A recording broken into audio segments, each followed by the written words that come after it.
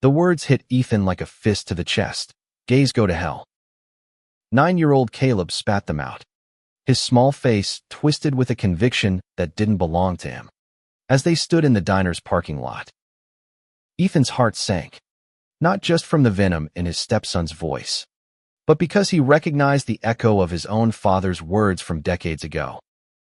It was a chilly autumn evening in Willow Creek, Pennsylvania, a town where the steel mill's collapse still lingered in the rusted signs and tired faces. Ethan, a 38-year-old mechanic with hands scarred from years of wrenching, had just picked Caleb up from baseball practice. The boy's mother, Sarah, was gone lost to a car accident 3 years prior, and Ethan was doing his best to raise Caleb as his own. But tonight, as they waited for their takeout burgers, Caleb's outburst shattered the fragile peace Ethan had been trying to build. "Where'd you hear that, Caleb?" Ethan asked, his voice low, steadying himself against the hood of his pickup truck.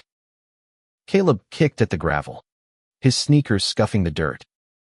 "Grandpa says it all the time. Says it's in the Bible. Says people like him." Caleb jerked his head toward the diner, where Jamie, the new waiter, was wiping down tables with a bright smile. "They're wrong. They're gonna burn." Ethan's jaw tightened. Jamie, 25, with his dyed purple hair and easy laugh, had moved to Willow Creek a month ago, taking a job at Maggie's Diner to save up for art school. He was the kind of person who lit up a room, who made Caleb giggle over bad puns while serving milkshakes. But to Caleb's grandfather, Earl, a retired pastor who clung to his fire and brimstone sermons, Jamie was a walking sin. And now, those toxic words had taken root in Caleb. "Caleb, look at me," Ethan said, crouching to meet the boy's eyes. Words like that, they hurt people. They hurt good people. You don't know Jamie. Not really. You don't know what he's been through. Caleb's lips quivered, torn between defiance and doubt. "Grandpa says it's true. He says I gotta be strong. Not like..." He trailed off, but Ethan knew the rest. Not like Ethan, who'd never been good enough for Earl's rigid standards of manhood. Inside the diner, Jamie glanced out the window, catching Ethan's gaze. There was a flicker of something concerned, maybe hopey in his warm brown eyes. Ethan felt a pang he couldn't name, a pull he'd buried long ago under years of small-town expectations and a marriage that had defined his life. He stood, ruffling Caleb's hair. "Let's get our food and head home. We'll talk more. Okay." But as they walked inside, Ethan knew this wasn't just about Caleb's words. It was about the cycle of hate Earl had passed down, the one Ethan had fought to escape as a teenager. He'd loved Sarah fiercely, but there were parts of himself he'd never dared to face, parts that stirred now, watching Jamie hum softly while stacking plates. This wasn't just about teaching Caleb right from wrong. It was about breaking free himself. The diner smelled of grease and coffee, a comforting haze that clashed with the tension knotting Ethan's chest. Maggie, the owner, a stout woman with a no-nonsense braid, handed over their takeout bags. "You okay, Ethan?" she asked, her eyes flicking to Caleb, who was now sulking by the jukebox. "Yeah," Ethan lied, forcing a smile. "Just a long day." Jamie approached, wiping his hands on his apron. "Hey, Caleb, made you an extra thick shake. On the house." His voice was light, but his eyes lingered on Ethan, searching. Caleb muttered a thanks, avoiding Jamie's gaze, and Ethan felt the weight of his stepson's words settle deeper. Back in the truck, Caleb stared out the window, clutching his milkshake. Ethan drove in silence, the hum of the engine filling the void. He thought of his own childhood, of Earl's sermons thundering through their small church, condemning anyone who didn't fit his narrow view of righteousness. Ethan had learned early to keep his head down, to shove away the questions that bubbled up when he'd catch himself staring too long at a boy in gym class. He'd loved Sarah, built a life with her, but those questions never fully died. And now, with Caleb parroting Earl's hate, Ethan knew he couldn't stay silent. "Caleb," he started, pulling into their driveway, a modest ranch house with peeling paint. "What you said back there? It's not okay. Jamie's a person, just like you and me. He's not wrong for being who he is." Caleb's eyes narrowed. "Grandpa says. Grandpa's wrong," Ethan cut in, sharper than he meant to. Caleb flinched, and Ethan softened his tone. "Look, I know it's confusing, but I need you to think for yourself. You like Jamie, don't you? He's kind to you. Does he seem like someone who deserves to be hurt?" Caleb didn't answer, but his grip on the milkshake loosened. Ethan sighed, stepping out of the truck. The night was crisp, stars piercing the sky like pinpricks. He glanced back at Caleb, who was still staring out the window, and felt a resolve harden in his chest. This wasn't just about one conversation. It was about showing Caleb a different way to love without fear, to live without shame. Inside, Ethan set the takeout bags on the kitchen counter, the smell of fries filling the small space. Caleb trudged to his room, leaving Ethan alone with his thoughts. He pulled out his phone, hesitating, then typed a quick message to Jamie. "Thanks for the shake. Sorry about tonight. Kid's got some bad ideas from his grandpa. Working on it." Jamie's reply came fast. "No worries. Kids say stuff. You okay?" Ethan stared at the screen, his thumb hovering. Was he okay? He didn't know. But for the first time in years, he felt the urge to find out. The next morning, Ethan woke to the smell of burnt toast and Caleb's frustrated muttering in the kitchen. The boy was trying to make breakfast, a rare act of independence, but the charred bread on the counter told Ethan it wasn't going well. "Need a hand?" Ethan asked, leaning against the doorway. Caleb shrugged, avoiding eye contact. "I'm fine." Ethan didn't push. He grabbed a fresh loaf and started over, showing Caleb how to adjust the toaster. It was a small moment, but it felt like a step toward rebuilding the trust shaken by last night's argument. Still, Caleb's words lingered like a bruise, and Ethan knew they needed to talk morally talk. At the garage later that day, Ethan buried himself in work, the clank of tools and the hum of engines a familiar escape. His coworker, Marcus, a burly man with a quick laugh, noticed his distraction. "You look like you're carrying the world, man," Marcus said, tossing him a rag. "What's up?" Ethan hesitated, then told him about Caleb's outburst, leaving out the part about his own tangled feelings.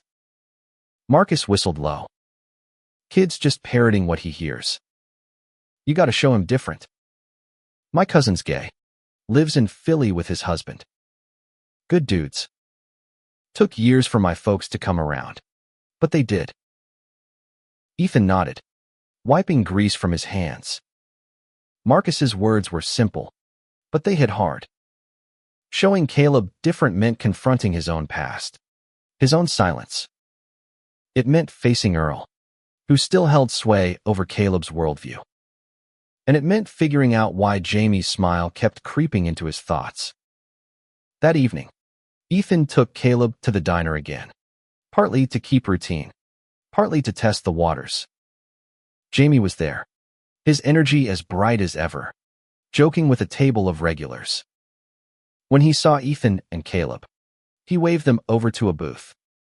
"Got a new milkshake flavor tonight," Jamie said, winking at Caleb.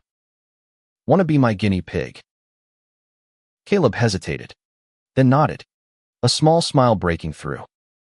Ethan watched, relief mixing with something deep hero warmth he hadn't felt in years.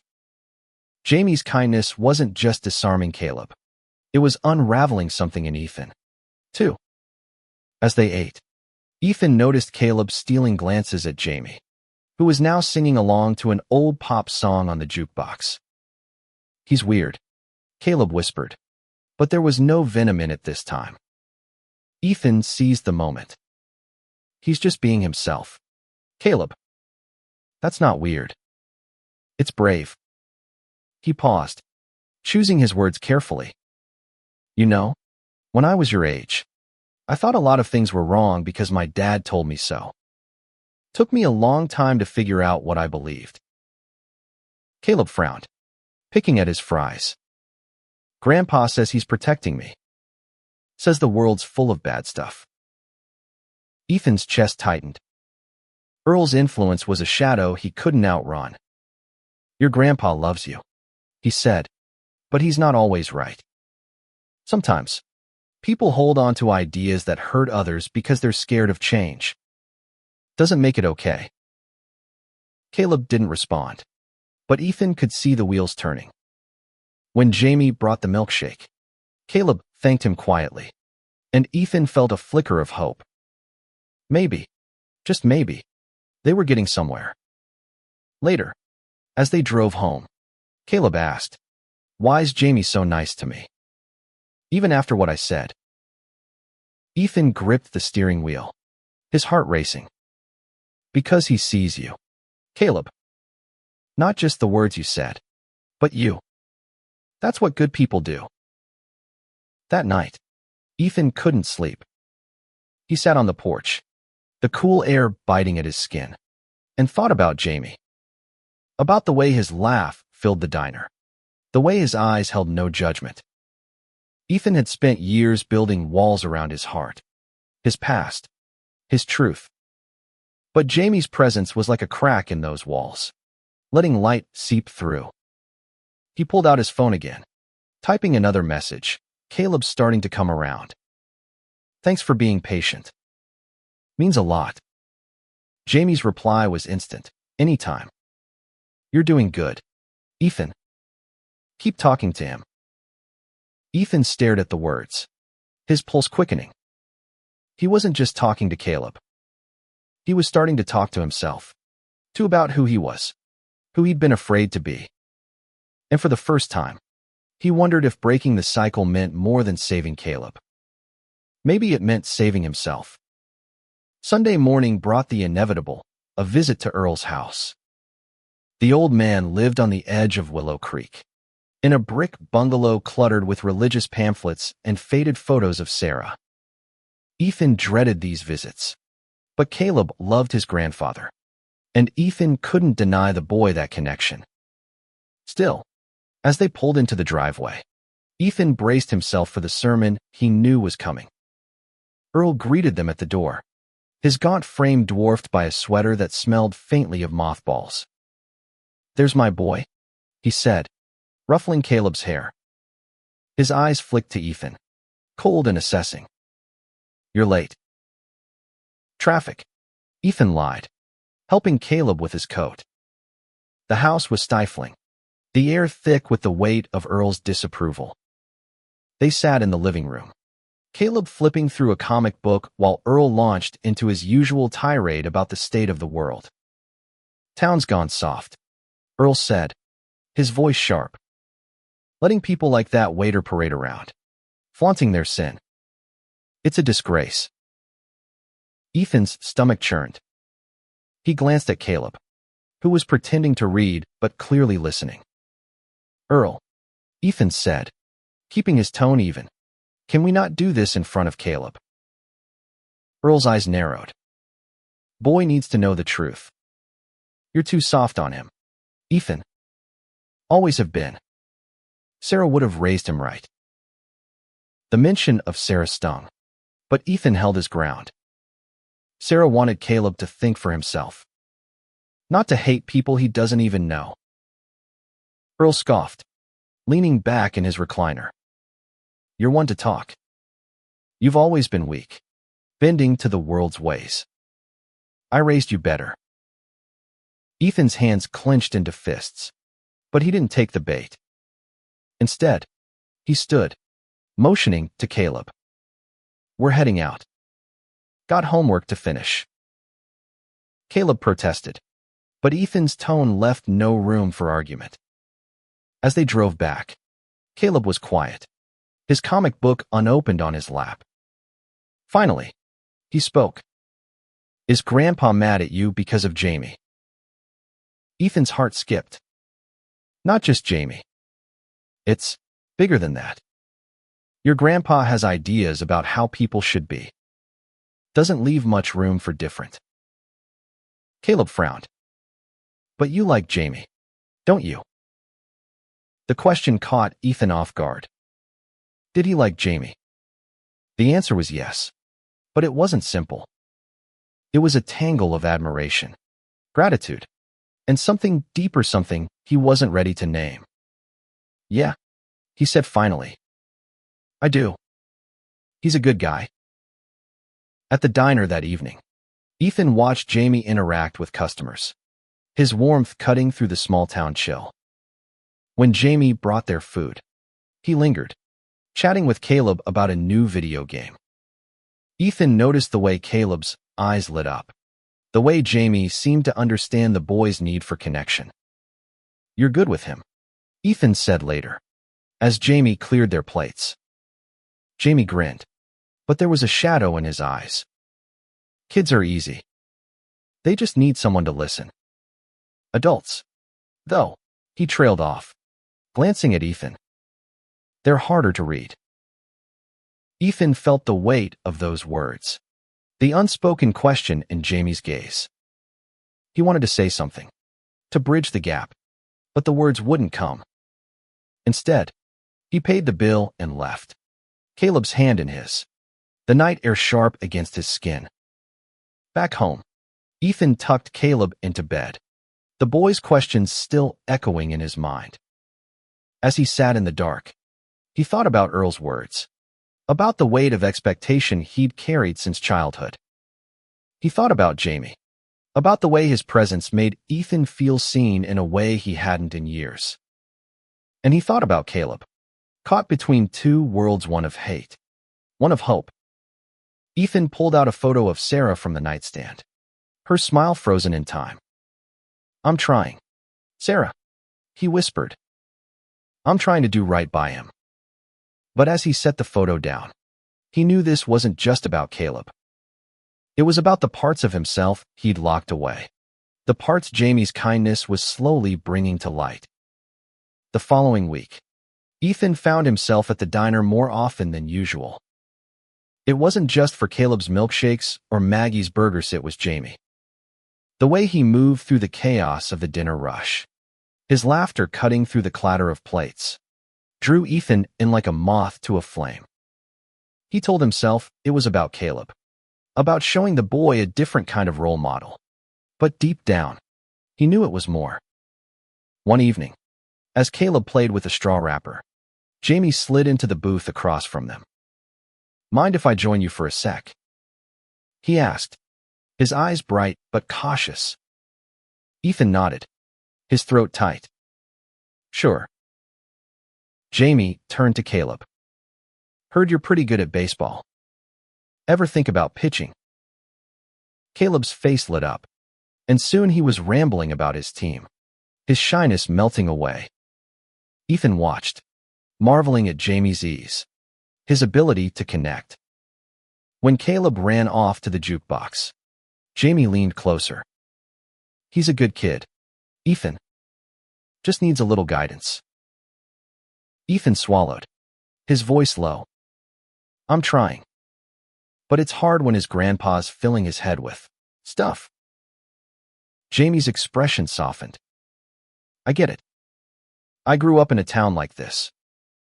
Took me years to unlearn what I was taught. But you're doing right by him. You know. Showing him there's another way. Ethan met Jamie's gaze, and for a moment, the world fell away. There was something raw, unguarded in Jamie's vulnerability that mirrored Ethan's own. He wanted to say something, to ask about Jamie's past, but Caleb returned, breaking the spell. Later, as they walked to the truck, Caleb said, Jamie's cool. He doesn't act like Grandpa. Ethan smiled, relief flooding him. Yeah, he's pretty cool. But the moment of peace didn't last. The next day, Earl showed up at the garage, his face like thunder. Heard you've been taking Caleb to that diner, he said, his voice low and dangerous. Letting him around that sinner. Ethan's blood ran hot. His name's Jamie, and he's a good person. Better than most. Earl's eyes flashed. You're leading that boy astray, Ethan. You're no father to him. You're barely a man. The words cut deep, slicing through years of buried pain. Ethan stepped closer, his voice steady. I'm done letting you decide what makes a man, Earl. Caleb's my son, and I'll raise him to see people for who they are, not what you think they should be. Earl stormed off, but his words lingered, stirring up memories Ethan had tried to forget. That night, he dreamed of his teenage years, of stolen glances and unspoken desires, of the fear that had kept him silent. When he woke, his heart was pounding, and Jamie's face was the first thing in his mind. He texted Jamie, "Need to talk. Can you meet me tomorrow?" Not at the diner. Somewhere quiet. Jamie's reply was simple, name the place. Ethan chose the old quarry on the outskirts of town, a place where he used to go as a kid to escape his father's sermons. It was quiet, the still water reflecting the gray sky, the air sharp with the scent of pine. Jamie arrived in his beat-up hatchback, his scarf a splash of color against the muted landscape. Thanks for coming, Ethan said, his hands stuffed in his pockets. Needed to get away from everything. Jamie nodded, his eyes searching Ethan's face. Rough week. You could say that.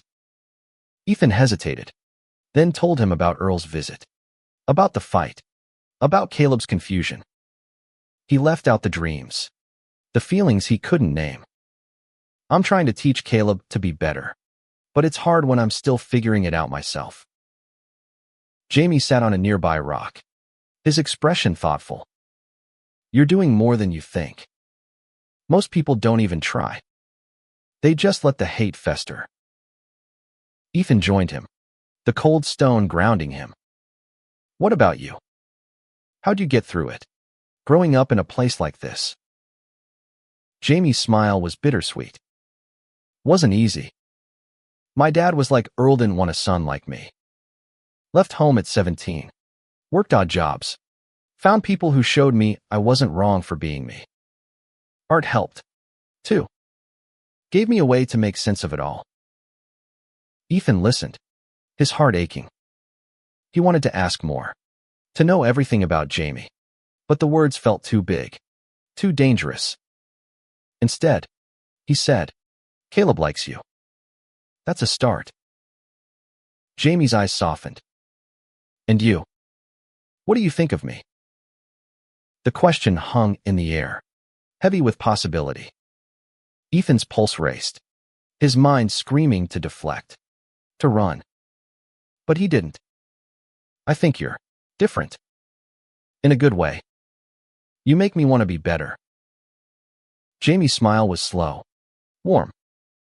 That's a start, too. They sat in silence, the quarry stretching out before them, a quiet witness to the shift between them. Ethan felt the walls he'd built trembling, ready to crack. He didn't know what came next, but for the first time, he wasn't afraid to find out. The next few weeks were a dance of small moments. Ethan and Caleb kept going to the diner, where Jamie's presence became a steady light in their routine. Caleb started opening up, asking Jamie about art, even showing him a clumsy sketch he'd made at school.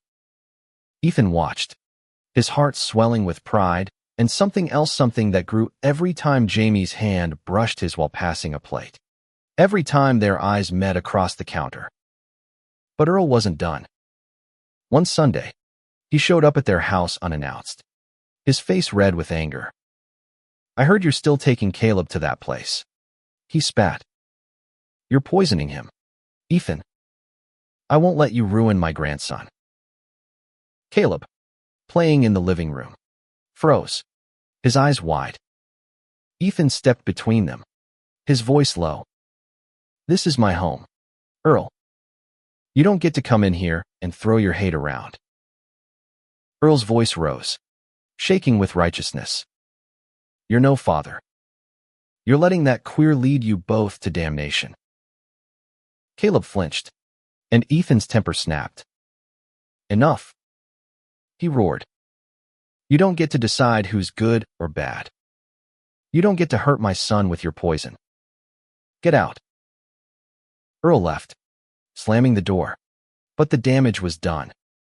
Caleb was shaking, tears in his eyes. Ethan knelt beside him, pulling him close. I'm sorry, buddy. I'm so sorry. Is Grandpa right? Caleb whispered. Are we wrong to like Jamie? Ethan's heart broke. No, Caleb. Grandpa's wrong. Jamie's our friend. He's kind, and he cares about you. That's what matters. That night, Ethan called Jamie, his voice trembling as he recounted the fight. Jamie listened, then said, I'm coming over. When Jamie arrived, he brought a sketchbook, sitting with Caleb and drawing together, turning the boy's fear into lines and colors. Ethan watched, his chest tight with gratitude and something more. When Caleb went to bed, Jamie stayed, and they sat on the couch, the silence heavy with unspoken words. Ethan, Jamie said softly, you don't have to keep fighting this alone. Ethan looked at him, really looked, and saw the truth he'd been running from. He reached for Jamie's hand, his fingers trembling. I don't know what I'm doing, he admitted. But I don't want to stop. Jamie's smile was a lifeline. Then don't. Months passed, and the cycle began to break. Ethan and Jamie grew closer, their connection deepening through quiet moments, coffee at the quarry, late-night talks on the porch, stolen kisses when Caleb was asleep. Ethan was scared, but he was also alive in a way he hadn't been in years. He told Caleb the truth about his feelings for Jamie, bracing for resistance. But Caleb just nodded. As long as you're happy, he said, and Ethan nearly cried. Earl didn't come around, but Ethan didn't need his approval anymore. He focused on Caleb, on teaching him to see people for who they were, not what they were labeled. Jamie helped, sharing stories of his own journey, showing Caleb that love was bigger than hate. One spring evening, the three of them stood in the diner's parking lot, the same place where Caleb's words had once cut so deep. Caleb held a drawing he'd made for Jamie, a picture of the three of them, smiling under a bright sun. This is us, Caleb said, his voice steady. My family. Ethan's throat tightened as he pulled Caleb close, Jamie's hand warm in his. The neon sign flickered above them, casting a soft glow over their faces. They weren't perfect, and the town still whispered, but they were together. And that was enough. The cycle was broken not just for Caleb, but for Ethan, who'd finally faced his truth. Love wasn't a sin. It was a gift. And as they walked to the truck, hand in hand, Ethan knew they'd keep fighting for it, one step at a time.